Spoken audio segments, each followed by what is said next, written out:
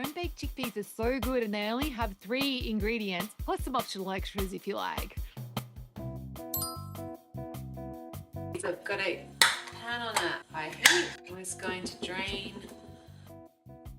chickpeas, including the liquid, because that's going to help us with our sauce, in the pan. And we're going to add in, probably just to start with, 1 teaspoon of ground cumin, and if we feel like it needs a bit more spice later, we can add more. Might like to add a bit of chili or different spices as well, some ground coriander, that might be nice.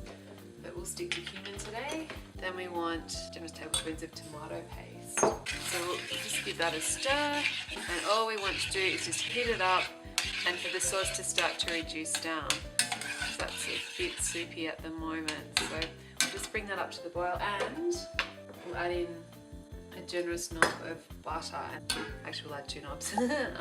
It's going to help cook our sauce down and make it all lovely. So let's come up to the boil, give it a stir. I'm just going to let it kind of boil away for about 5 minutes so the chickpeas get well and truly warmed through and the sauce gets reduced a little bit. The chickpeas have been at a rapid simmer now for about 5 minutes, maybe a little bit longer. The sauce is reduced down. It could probably reduce down a little bit more, it's up to you.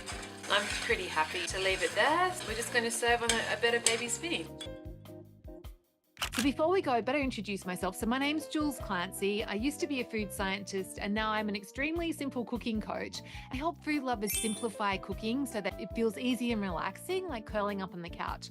And apart from the simplicity, the other thing that makes my recipes unique is that I always include a list of variations for different dietary requirements. So with the home-baked chickpeas, if you didn't have chickpeas, you could use any other canned legumes. So white beans would be a good choice.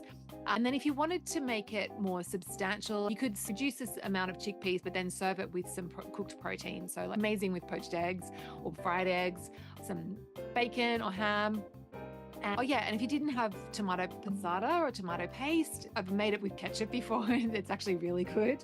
Gets that extra sweetness. If you wanted to make it dairy-free, of course, just skip the butter and then just serve with a drizzle of extra virgin olive oil to give it that richness. If you didn't have fresh spinach leaves, I've made it with frozen spinach stirred through, and it's really good too. So hope you found this enjoyable, and make sure you subscribe to my channel so you can get more simple recipes like this in your feed.